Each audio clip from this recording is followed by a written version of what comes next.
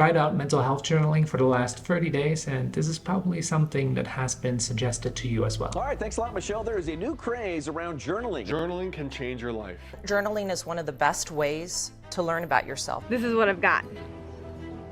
According to an academic article on the benefits of journaling, it can help us to become more self-aware, make more reasonable decisions, and it also is likely to improve our general health.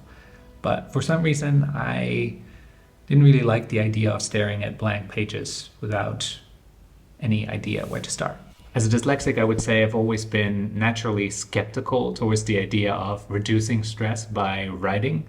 But because I'm also coaching dyslexic adults, I felt like I should at least give it a try. And I think I found a way. So if you naturally don't really gravitate towards writing, or if you simply don't have that much time, I think the method that I've been using might work for you as well. A while ago, I discovered CBT, so cognitive behavioral therapy. And in this type of therapy, there is a central tool called thought records. And that is what I have been using for the last 3 months. So how does it work? First, I create a table with the situation that I'm in, the feelings that I'm experiencing, and my thoughts. Let's take the example that you're in right now. You're learning something new about journaling. You might be feeling hopeful and also kind of sad. When you write down these feelings, it's a good idea to also rate the intensity level. I normally use a scale from 1 to 10 to do that. 10 being the highest intensity level. And then you should ask yourself, what are you thinking that is creating this emotion of sadness? And the thought responsible for this feeling might be, I can't use journaling to help myself because my writing isn't any good.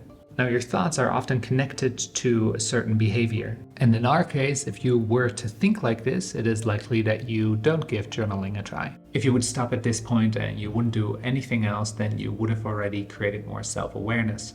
But if we take a look at actual therapeutic sessions of the founder of cognitive behavioral therapy, so Aaron T. Beck, then you would see that thoughts and beliefs are being questioned. He did that because he believed that we can improve our mental health by counteracting negative thinking with reality. So how do we do that? Well, one option is to look at arguments that either prove or disprove our initial thought. Arguments in favor might be, I make a lot of mistakes when I write, and I tend to get frustrated when writing. Arguments against might be, well, I only tend to get frustrated when I write something for other people. And that is not really what this is for.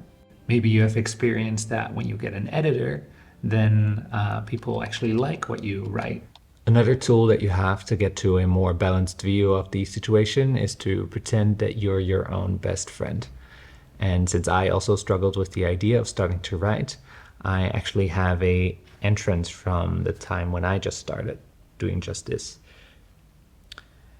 You have always been judged by others for your writing. Do not become that judge or that judgmental teacher yourself. Don't do to yourself what has been done to you in the past. I feel like especially this exercise has helped me to gain perspective and to get to a deeper level of reflection. And ultimately, it helped me to let go of some of the negative thoughts that I had. Now, sometimes you might be in a situation where you actually have to recognize that there is some truth to your initial thought. And in a case like that, it's good to recognize that. And what you can do is say yes, but, and then you fill in the blank. So for example, yes, but I could use speech to text to get me started when it comes to journaling. At this point, you can reformulate your initial thought, taking into consideration everything that you've written down so far. And you might find that your level of sadness went down and that your feelings of hopefulness went up. Now, when you do this long enough, you will start noticing certain patterns. And for me, one pattern was that I noticed that I tend to get really frustrated when I don't speak my mind freely. So that made me realize that I should work on that some more. But there's certain thinking mistakes and thinking errors that we all tend to make and that are very common.